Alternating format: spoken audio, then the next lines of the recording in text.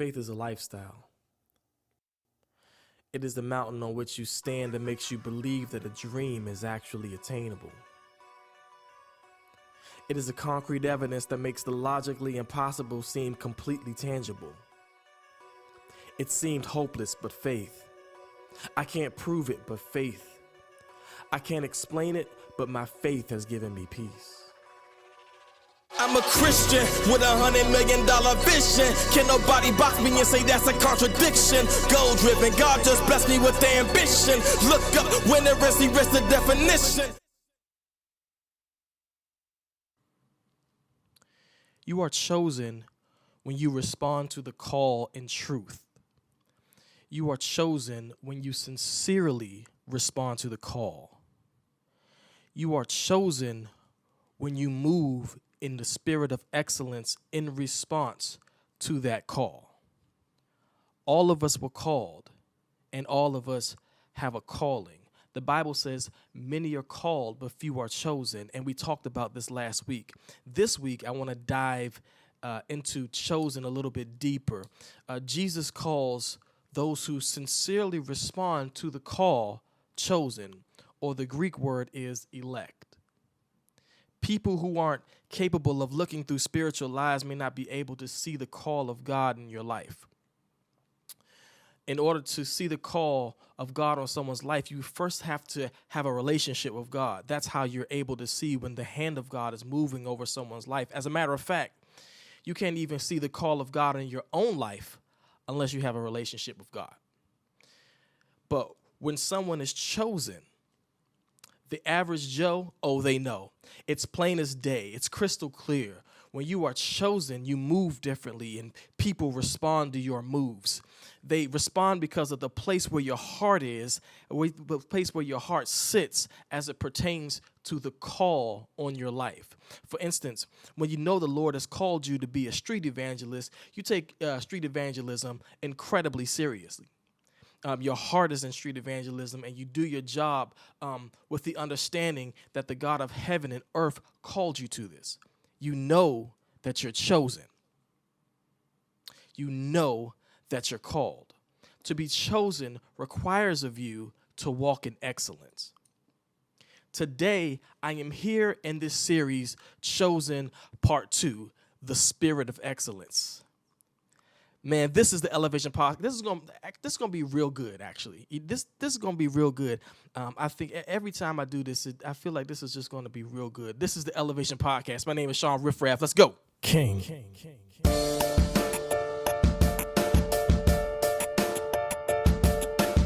Royalty, stand up, brand up, fam up, hand out, no way, hands up, know what, name that, it's mine, claim that, it's time, message, we shine, above all, the decline, the darkness cannot last, the shadow of my past, before I gain knowledge of heritage, I have the bloodline that I share, most powerful out here, the mover of mountains is who I am touting, the richest among us is who I'm the son of, from sundown to sun up, that's how I then come up, position is just mine, the favor in due time, can't have it, man, you lying, the powerless, you trying, enemy beneath me, there's nothing to teach me, the people receive me, cause my God complete me, and my God does keep me, and my God that free me, and my God redeem me, and my God relieve me, kisses the million, crown me, I am winning my position, God's giving, God's in it, God's chosen.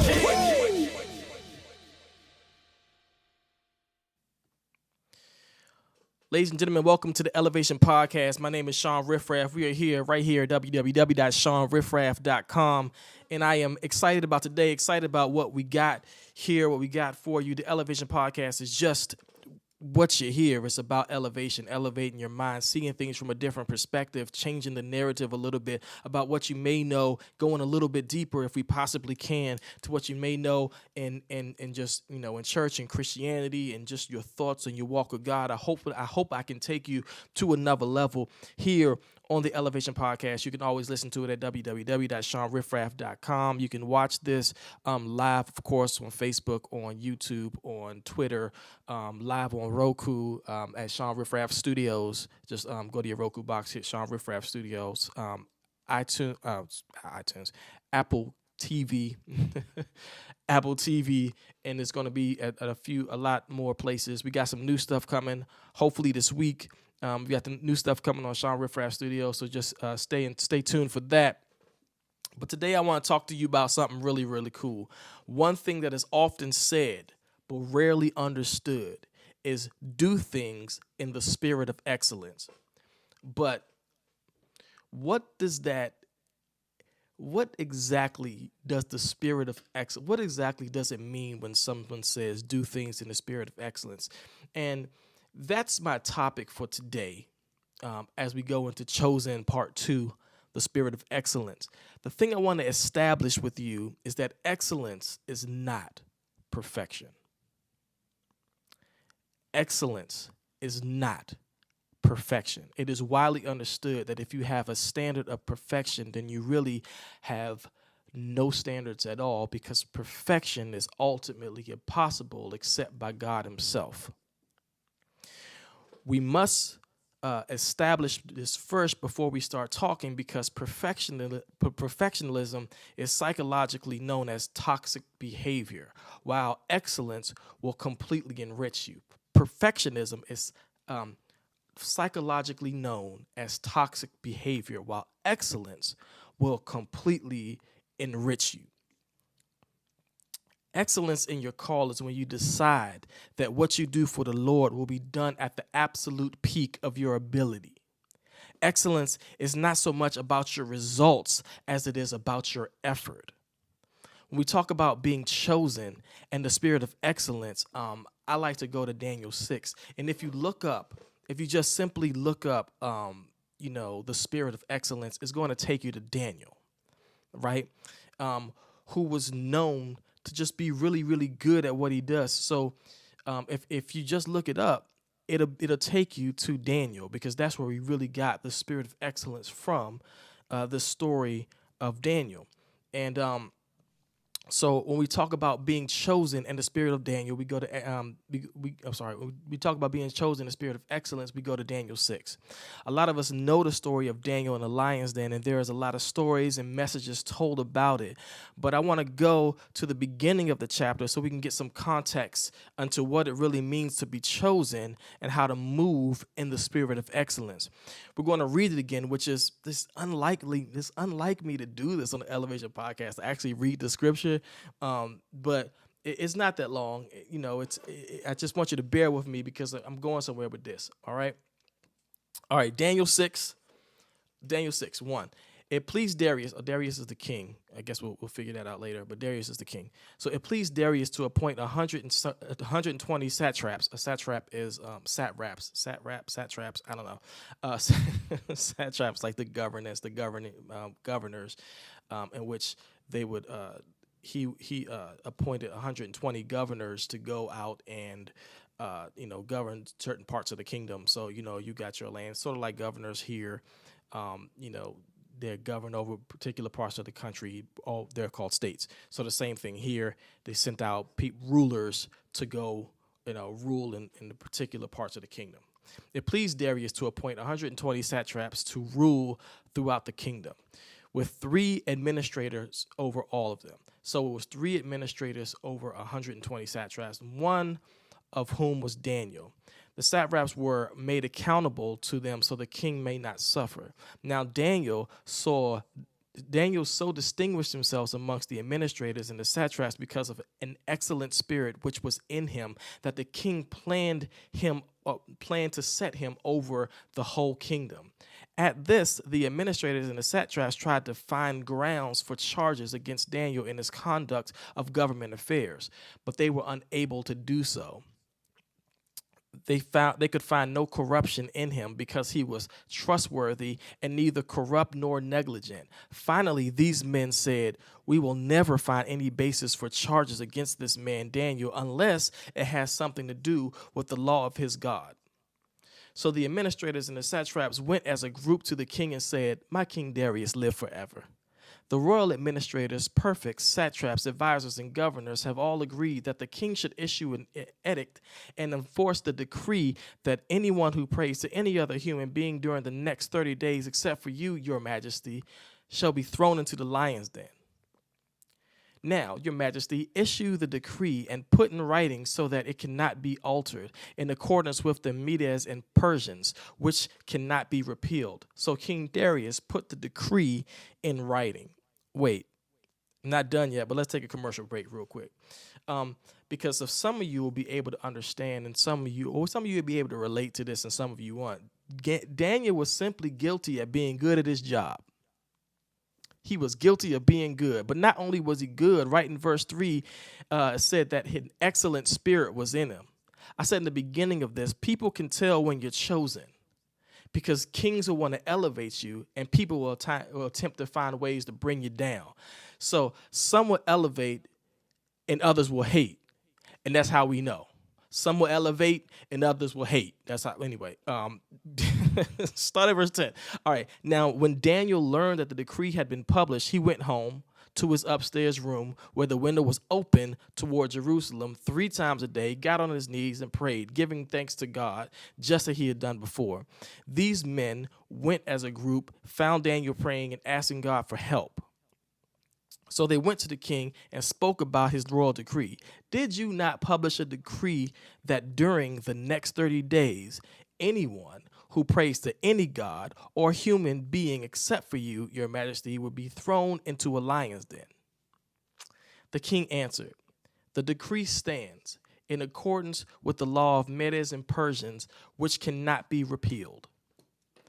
Then they said to the king, Daniel, who is one of the exiles from Judah, pays no attention to you, your majesty, or to the decree you put in writing. He still prays 3 times a day. When the king heard this, he was greatly distressed. He was determined to rescue Daniel and made every effort until sundown to save him. Then the men went as a group to King Darius and said to him, remember, your majesty, that according to the law of Medes and Persians, no decree or edict that the king issues can be changed. So the king gave the order, and they brought Daniel and threw him into the lion's den. The king said to Daniel, may your God, whom you continually serve, rescue you.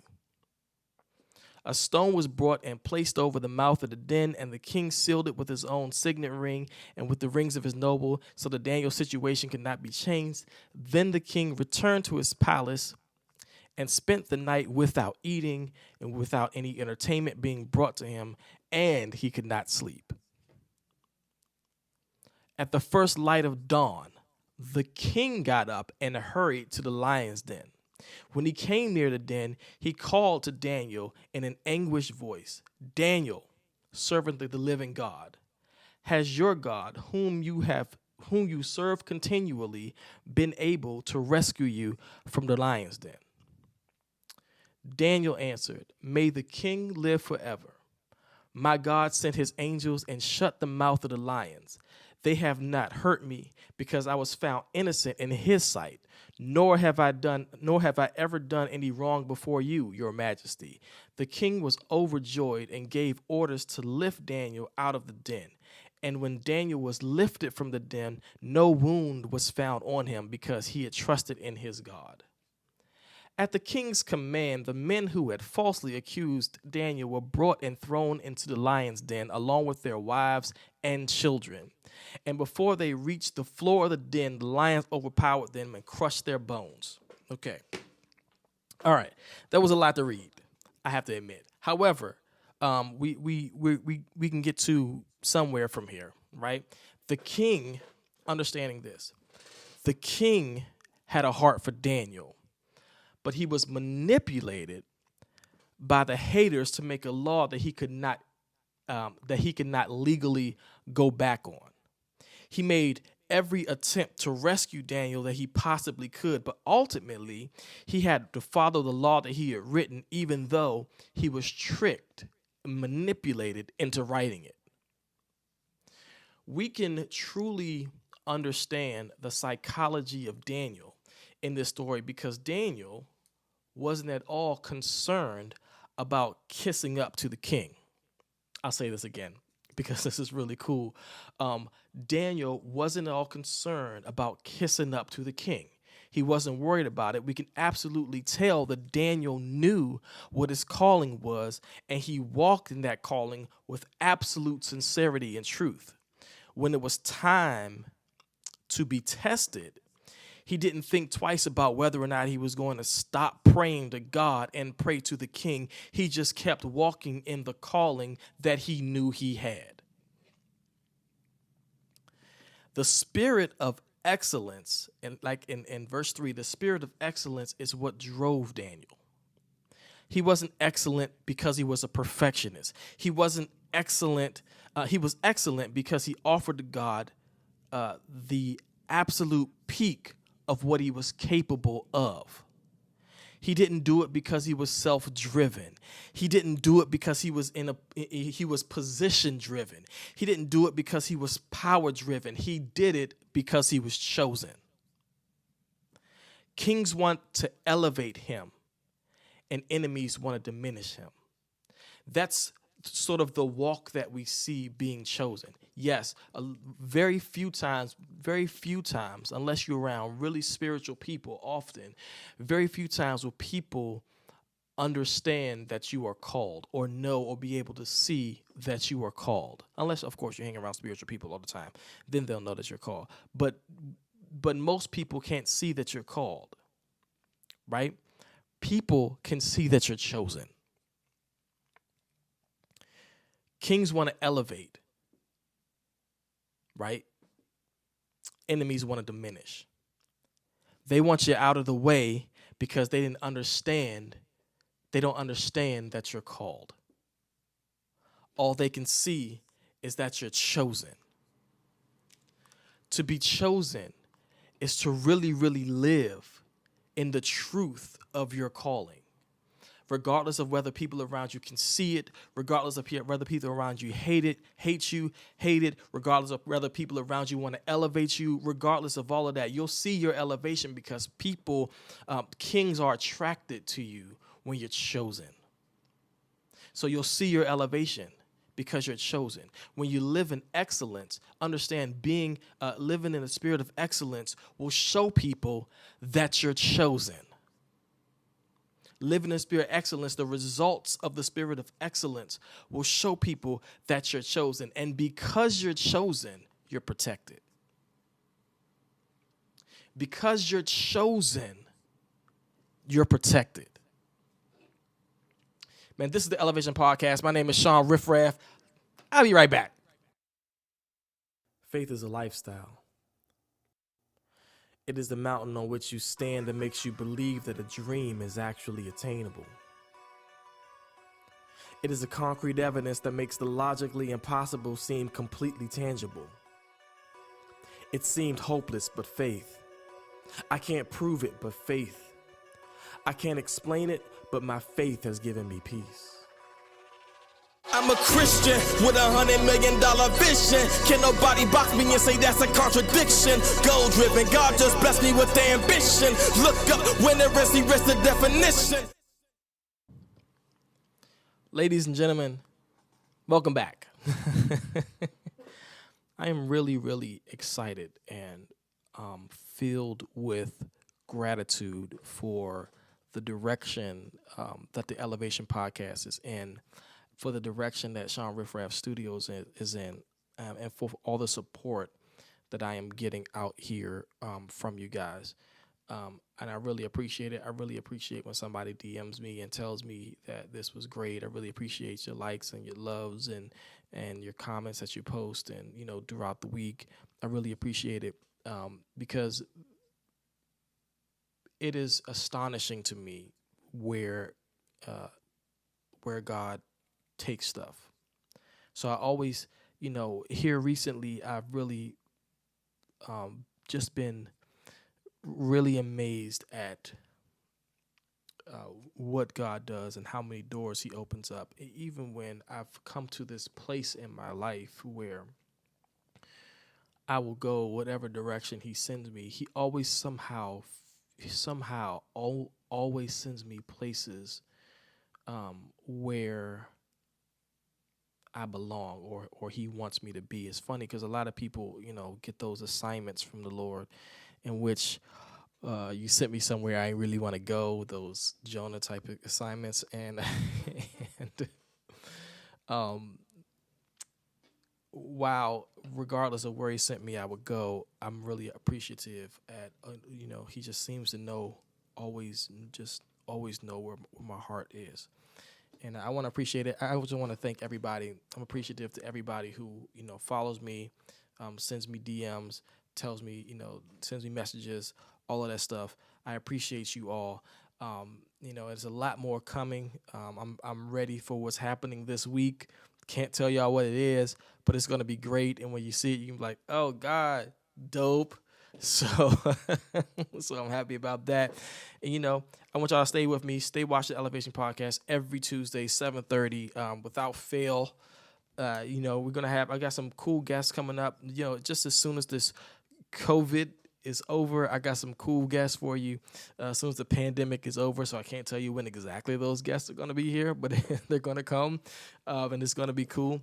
Keep everybody in prayer. Keep the government in prayer. Keep your governors in prayer. Keep your leaders in prayer. Keep your pastors, definitely your pastors, in prayer as we're moving through this thing. Hopefully, it's coming to an end soon. Keep everybody in prayer. This is Shawn Riff-Raff. That's me at www.ShawnRiffraff.com. This is the Elevation Podcast. Definitely go back, watch the repeat, share it, do all of that good stuff. Thank you guys very much. Peace. King.